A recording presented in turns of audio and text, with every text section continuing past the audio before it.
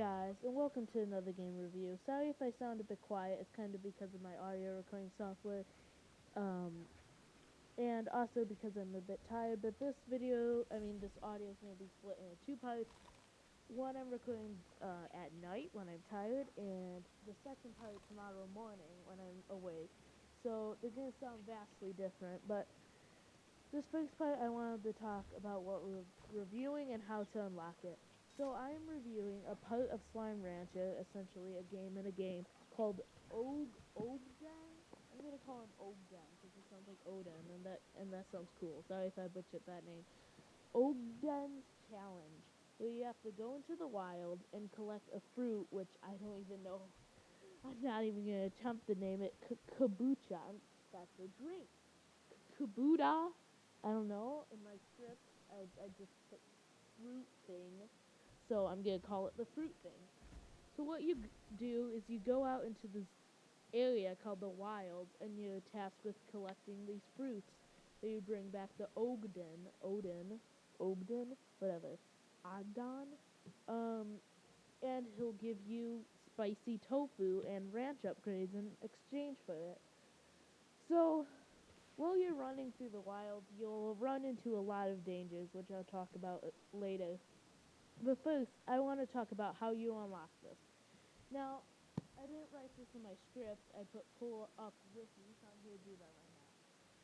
To unlock Ogden's challenge, you must first unlock the ranch expansion, the overgrowth, which costs 1,700 new bucks, and then, after you've unlocked this, you must complete you must unlock the moss blankets by using a slime key to enter it, and then you must complete a trade in the trade exchange with Ogden.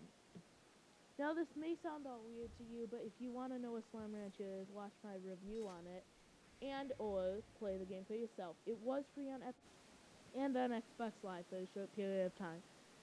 So, basically, after you do all this, a teleporter will unlock that allows you to go to Ogden's resort. Now, once you're here, you can talk to him. He's like, yo, boy, you got to get these fruits. Fruit is good, and fruit is very epic. You go collect it for me. I'll talk about more about what you do, but basically, there's these mud balls of fruit you have to put into these squisher machines, which then turn them into fruit, and also you find fruits randomly. But that's how you unlock it and go into it. Now, I'm gonna talk about like a few different sections. Number one, challenge. How hard this challenge is, and if there's a challenge arc, like how it gets harder and stuff. Then I'm gonna talk about design, like the area design, everything about it, the challenge, the dialogue. I'm gonna talk about the gameplay, how it feels, which is kind of gonna be my opinion, I guess. What else am I gonna talk about? Gameplay, blah, blah. And then I'm going to, oh yeah, the most important part, what you get out of it, which I will call the reward. Now, since I'm going to record most of this later, I'm going to talk about the challenge first. So, the main challenge is that you have to go into this area that you have no idea what it is, and there are these evil slimes, feral slimes, that'll bite you, and some slimes will explode. And my PC fan is like, in the background, so sorry about that. But you gotta collect these fruits while these slimes are biting your limbs off. But the thing is, this is very easy if you have 250 energy, 250 health. But at some points, once you run into the feral boom slimes, they can also explode and bite you, so it's a big challenge. Also, there's only one teleporter to get back, and this teleporter is randomized every single time you go in. So right now, I'm going to unlock a new thing. This is kind of with the reward section, but I guess I'll talk about that now. The main reward is spicy tofu, and you can read everything on screen. Please do that. It can be fed to slimes, and then slimes they can eat it forever. It's basically saying tofu isn't a food, which I guess is kind of funny. And then you also get Miracle Mix as the first tier reward, which is for garden. So about rewards, I'd give it so far an 8, maybe a 7 out of 10, because getting spicy tofu, which, like, it's okay, but it doesn't fill your slimes up. And you're getting garden upgrades, which are good. So that's why it's a 7 out of 10. Let's get back to the challenge. So the main challenge is these feral slimes and exploding slimes, and also the rigorous terrain of the wilds. Unless you have both a jetpack and 250 health, you're not going to survive. You cannot get around this place without a jetpack, a high energy thing, an air drive, dash boots, and health modules. It's like impossible without these. These are all upgrades. If you played the game, you know what I'm talking about. These are all essential. Air drive and jetpack are jetpacks. Dash boots and sprinting is sprinting. Energy modules and health modules are what increase your health and energy from 100 to 150, 200, 250, and 350 for health. So yeah, that's the main challenge. The other challenge is collecting these fruits, which are hidden throughout the wilds in odd locations. And there are also these mud balls full of fruits you need to bring to what I'll call the squisher machines, which basically squish. I don't know how to explain it, but they destroy the mud ball and they turn it into fruit. So now you got this fruit, and you have to find the portal. So there's many layers of challenges. The oh my god, I cannot speak. The biting slimes, the exploding slimes, the missing teleporter, the mud balls that you have to bring to squishers, which are randomly located throughout the map, and collecting fruit. There's several layers of challenge, but it never feels too hard. It feels just right. I've only died like once, and I'm already on the second upgrade, which is, there's only 3, but cool. I think it's actually pretty fun, and by the way, the times I've died is 1 because of an explosive biting slime. It bit me, and then 5 of them ganged up on me and just exploded at once, and I died. Then the second time, I was jetpacking. I thought I had enough energy and just fell. It was in this exact cave that's on screen right now, too, which is kind of funny. But yeah, that's the challenge. I'd rate the challenge a 10 out of 10. Feels good, fun, rewarding, while also not being too difficult, but just hard enough that'll give players a challenge, but it goes well with the reward. So, challenge 10 out of 10. 2 points for the thing, also, reward was 1. Now, I was thinking of recording this in 2 different parts. Tonight and this morning, but I think I might just do this all in one audio take. So I'm going to keep going. What else? Gameplay, general gameplay. Now, I think I shouldn't have thrown this in here personally, because it's kind of like, I'm basically talking about the challenge. The general gameplay of this area is very fun. I'm going to talk more about the terrain than the challenge. The terrain is very rigorous and hard to get around.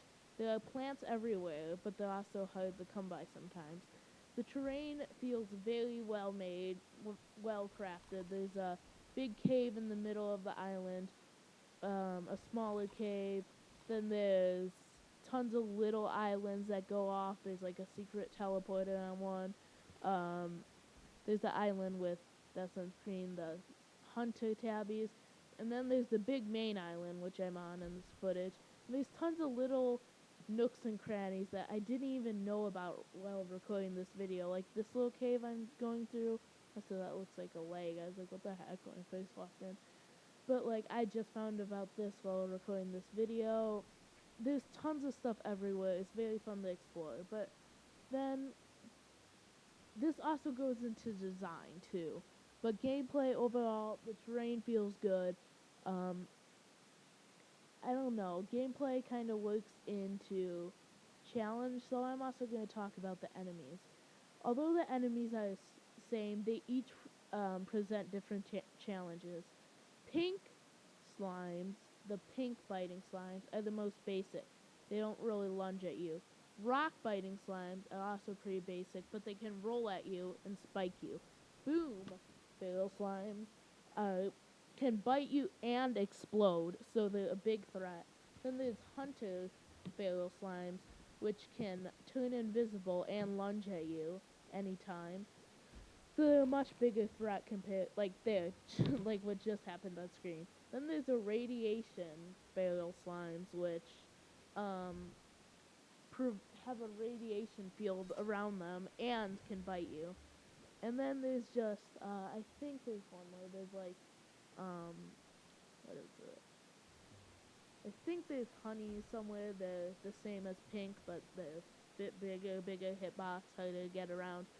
So yeah, enemies could fall under challenge and under gameplay. So I have to give the gameplay a 10 out of 10 because it's very fun. The terrain's good. The little extra squisher mechanic where you have to get the mud balls into a squishy. You can't just run out with them.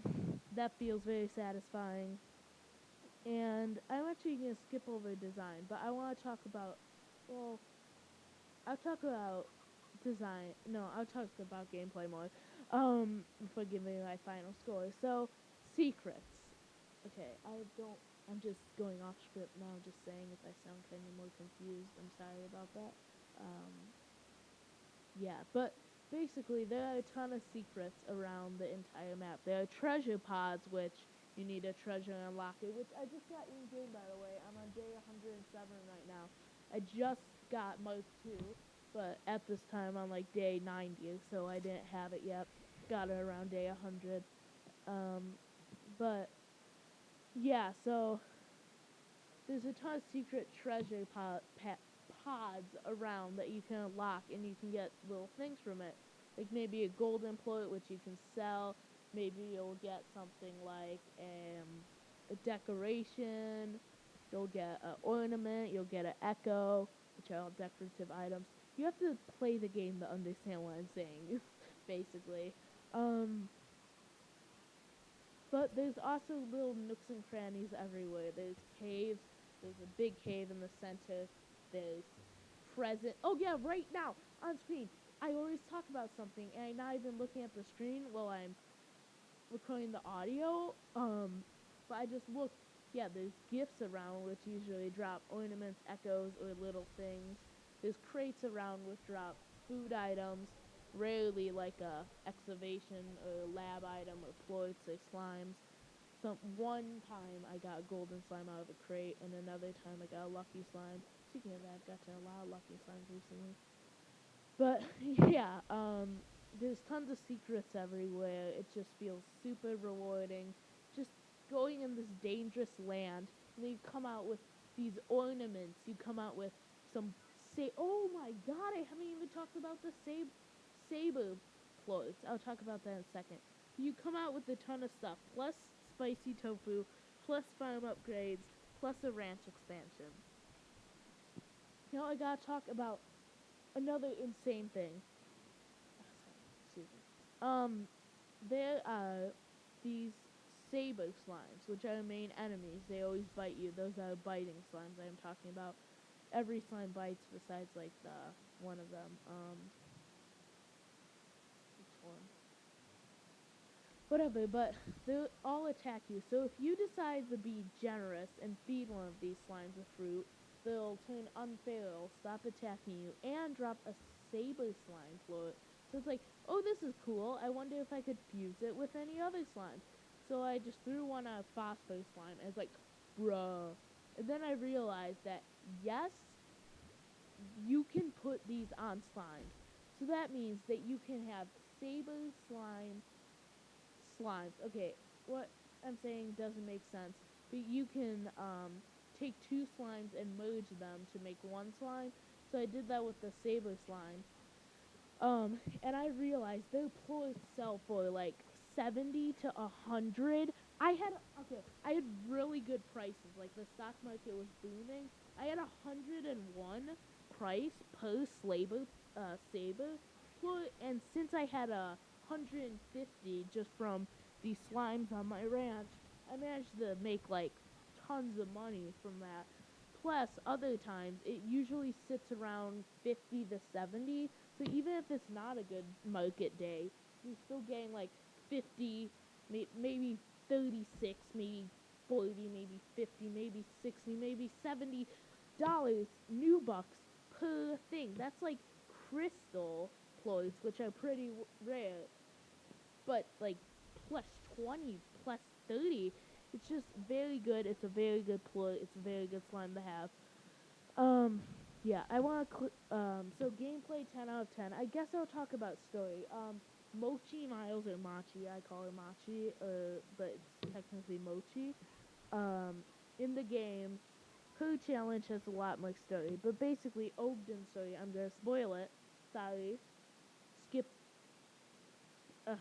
I gotta make this fast. Sorry about the background noise. I just noticed it while rewatching my audio. This is the morning take I was talking about. So the story about Ogden is basically he used to be the CEO of a major fast food company, and then he felt remorse for it. Like, what am I doing? This is all I do. I'm running this horrible company that makes food out of like nothing. Um, so he decided to move out to a far range where the game takes place to grow wholesome, whole-grown, which is quoted from him, food, instead of making insta food or fast food stuff. So yeah, ignore this weird footage. It's from Wall Drug in South Dakota. I was there. It was pretty cool, I guess. Um, so yeah, that's all, I guess. The story 10. It's the whole thing, is a 7 out of 8. Challenge and slime rancher. So I'm just going to convert that to a 10 out of 10, 8 out of 10. Very good challenge. Not as fun as Mochi or Machi Miles. So next one will be on Machi Miles. And I just unlocked Victor's Lab Challenge. I haven't played any rounds of it. I have to do that. Oh my god. I have to do that. So yeah, like, comment, subscribe, turn on notifications.